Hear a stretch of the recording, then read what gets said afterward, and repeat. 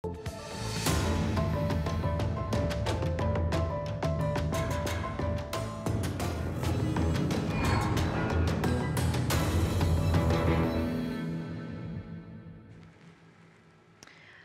to our discussion of the week. Indonesia's national heroine R.A. Kartini famous quote is "After the darkness comes a light," and this seems to be true to illustrate the recovery of the hotel industry, which has come to life again after being at standstill during the COVID-19 pandemic.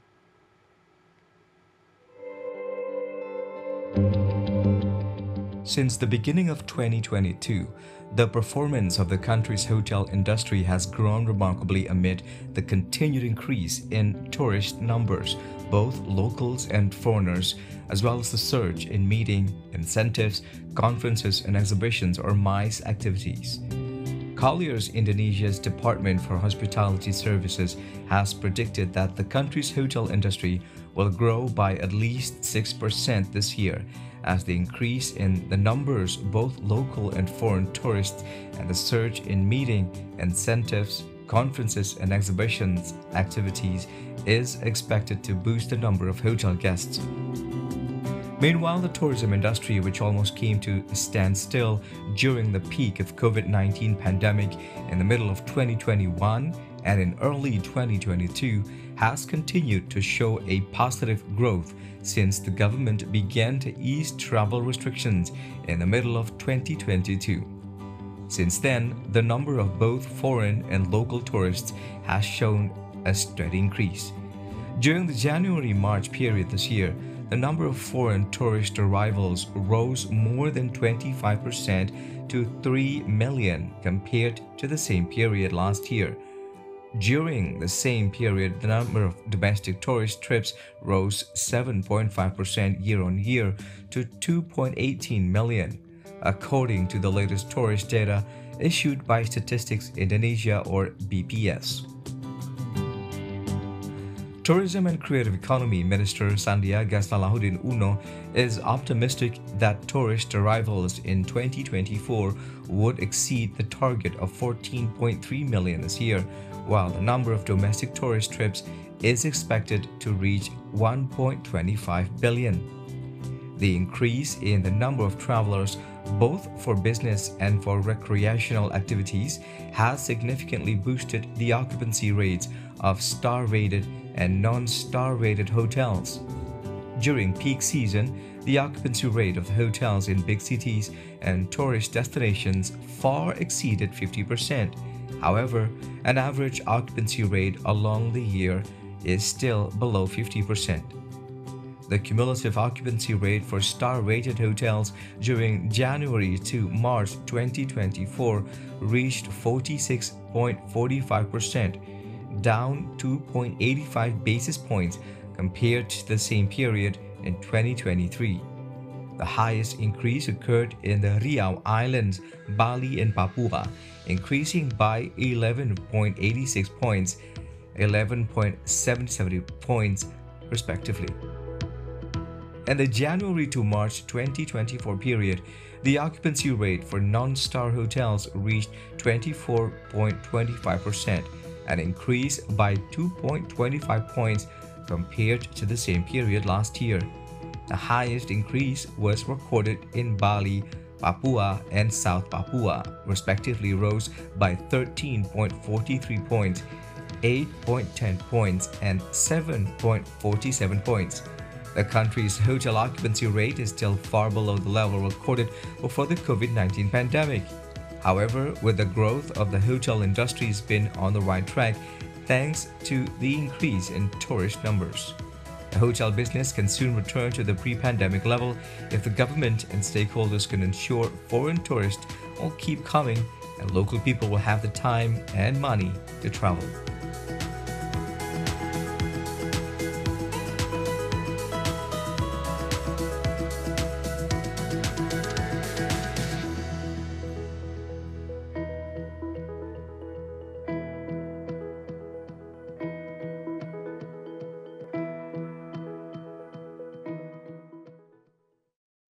Well, the country's hotel industry have grown remarkably lately amid the continued increase in the number of both foreign as well as domestic tourists and business activities. And joining us today is Bapak Alexander Nayoan, an executive of Indonesian Hotel and Restaurant Association, or PHRI, and he will share his insights on the latest trend in the country's hotel industry. Welcome, Pak Alex, to Economic Outlook. Luisa, good morning. Glad to have you here. I'm happy to be here. Yes. Yes, well, Pak Alex, you know, the Indonesian hotel industry have been growing remarkably lately, Yes. especially with the MICE activities, which stands for Meeting, Incentive, Conferences, as well as Exhibition. There are plenty of these MICE events happening lately post the pandemic COVID.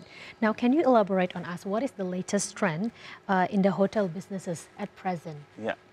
So after the pandemic, the business is actually growing very well and quite fast, although it hasn't yet reached what 2019 was. You know, that was the hype of the tourism industry at that time.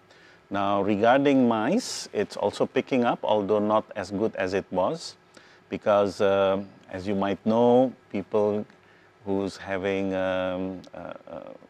weddings, which used to be by the hundreds and thousands, now all the weddings are getting smaller. You know, Is that so? Yeah, and the people prefer to have it smaller, including meetings. Meetings, it used to be people have to come for the meeting, but now it's half-half, you know. I mean, some are coming into the meeting, some are through online, Zoom, digitally, you know, or totally digital. Only a very few people are there. So the demand for bigger meeting rooms has reduced.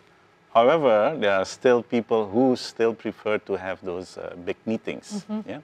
So talking about the business which is coming up, you know, because this is what we are looking for, isn't it? You know, so the target of 2014 for domestic travel is around 4.4 billion people. Tourist movement, you know. And this is for the year of? For the year of this year, 2024, you know, where last year the target was 1.2, however, only achieved 1.2 movement, which is 700 million trips. The difference is trips means people traveling with family. It's calculated Leisure. as a trip, but if they are separated, it becomes movement. I see. So 700 people traveling as a group means 1.1 billion movement last year. So this year, the target is 750 million trips with 1.4 billion movement, which is more than what is achieved in 2019. As I mentioned, it was the hype, no? Which was only 722 million trips. So it looks like it's going. We're going better, you know? yeah. And the best part of it, next year, the target will be 1.5 billion local tourists. Okay. Yeah? Tourist movement, business, everything, you know. So it looks fantastic. So would you say that this target of having 1.5 billion tourists is an achievable target? Very much. Or would you say this is like a bit like we are trying too much? What do you say? It is achievable. It is achievable. It is achievable. Okay, you know? okay. Because the government is really trying hard to push this, and also the private sectors, you know, they are being very creative in creating new meeting packages, meeting environment, meeting platforms, you know, and ecosystem, you know. So talking about meetings, on top of that, not forgetting, you know, the tourist part, you know, all these infrastructure that has been built by the government, you know, it really helped in improving all this, However, to a certain extent, it actually reduced the number of meetings. Let's say people now can come to Jakarta on a one-day trip, the whoosh. Yeah, instead of spending like the whole weekend here. Okay, so instead of staying overnight and then returning to where they come from the following day. However, because of the toll and the whoosh and everything, people on holiday, which used to stay for 2 nights, will now stay for 3 nights because it becomes much faster for them to come, go back and forth. So, but now I have to talk about the international tourists and businessmen as well. So. For the international, back in 2023, last year, the government only targeted between 2.3 to 7.4 because, because of the pandemic, so many. But what happened is we achieved 8.51 million arrivals into Indonesia. Wow. Yeah, so. What is the reason behind that, Pa?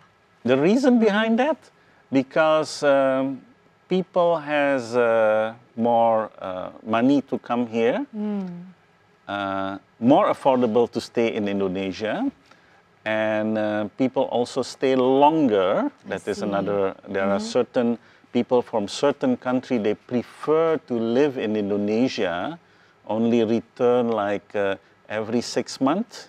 Because so it's a long-term stay now. Yeah, because they have to, because of their passport requirement and things like that, And the promotion of the government, I should say it's a thumbs up to Pak Sandiaga Uno, I mean, he and his team are very creative in creating various kind of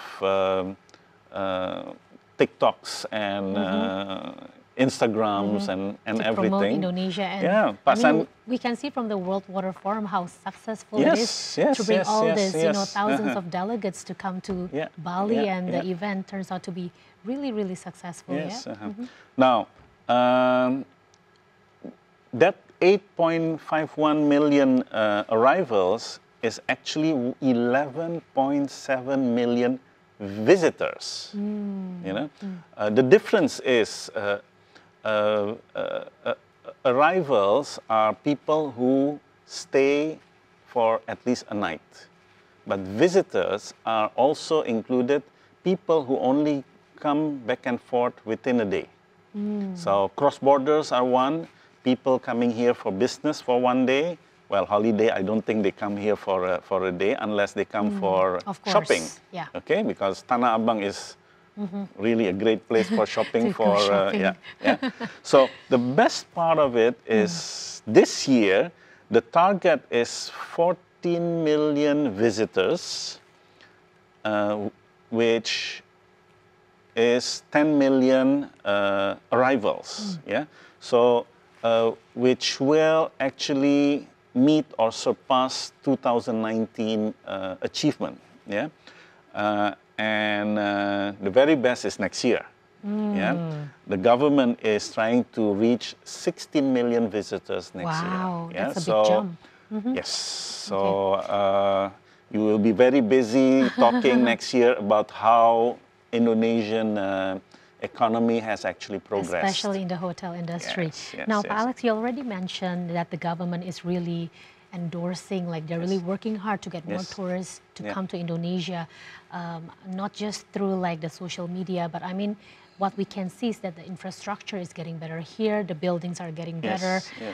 From the PHRI point of view, I mean, in order to make sure that all these visitors and tourists are very happy to come to Indonesia and revisit Indonesia again to have all their business events, even on a global scale, we need to make sure that the services are also of high quality standard. But I mean, since the pandemic, there was a lot of layoffs happening, and there are hotels with not meeting that standard of requirement now. What can the hotels do, or perhaps does PHRI also have any programs to make sure that the hotel standard goes up to that point again? Yes.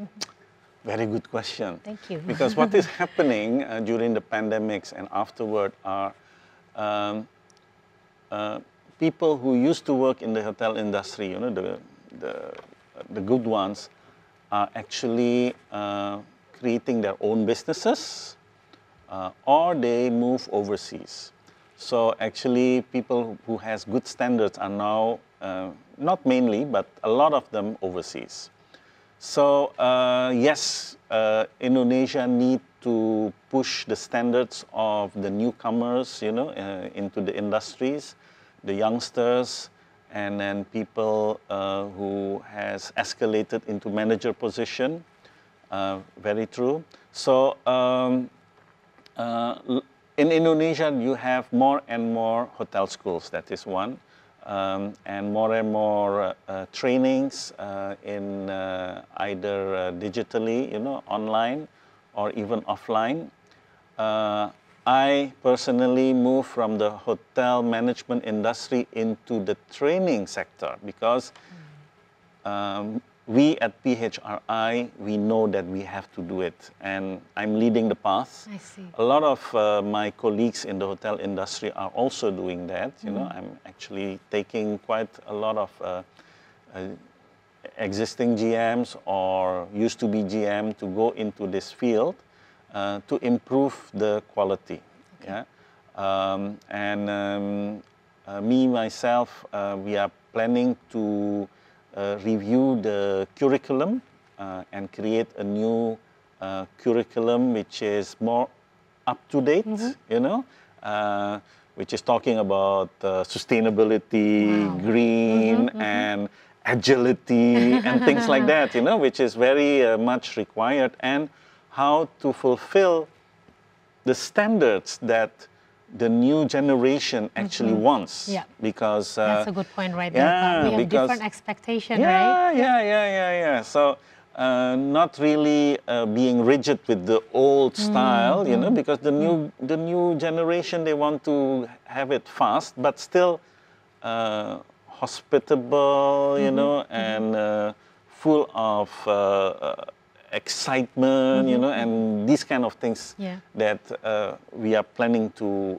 convert as soon as possible, and hopefully by this year we get everyone ready for next year boom. Okay, well, that sounds really exciting.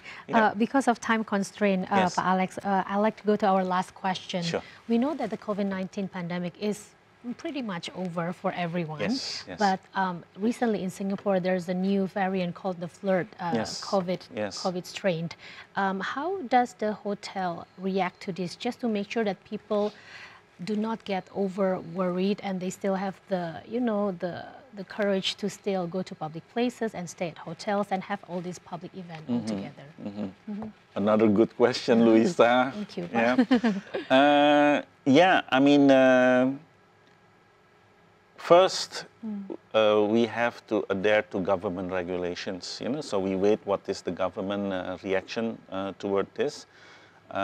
Second, we PHRI actually was the first one who created standard operating procedure for COVID in 2020. And we revise and revise and revise it according to the situation, which is now still with the hotels. And they, many hotels, I'm not saying everyone, many hotels are still doing part of it, especially for people who are suspected to have maybe COVID, you know. Fortunately, everyone is already got the injection, you know. So we are more stronger. So we just do what we do right now and wait for the government advice what to do, but we are ready, you know. The standard is there, and if possible, We will redo the SOPs for all our colleagues so that they are ready for, well, I shouldn't say ready, because I don't hope it's coming to Indonesia. Yeah, of course. But of course, it's better to be safe. To be ready. And to be ready, exactly. Well, Bapak Alexander Nayoan, Executive of Hotel and Restaurant Association, or PHRI, thank you so much for joining us here on Economic Outlook, and looking forward to seeing you again next year. Sure. For the boom. Thank you, Bapak Alex. Thank you, Luisa. So now